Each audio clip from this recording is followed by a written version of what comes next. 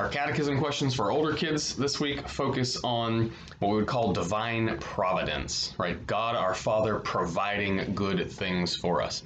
So we call God Father because Jesus taught us to, and because by our baptism we are actually God's children. He literally adopts us as his children into his family.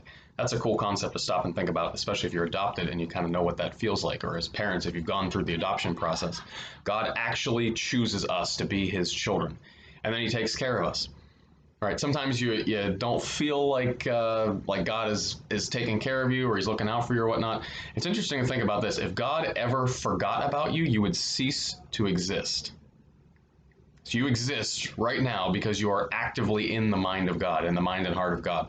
God is actively thinking about you. He's working for your good, even though we often work against him. Right. And that's why there is bad stuff in the world, because we freely choose to go against God.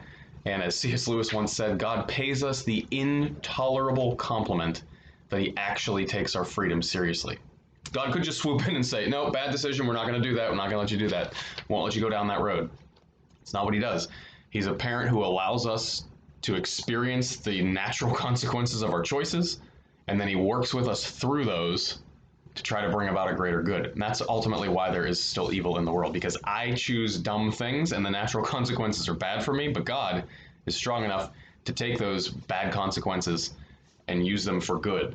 Sometimes I'll see that good, right? He might be teaching me a lesson in this life, strengthening me for some future thing that I'll be doing, or I may not know what God is, the good might not be in my life. It might be for somebody else's benefit that I'll never see.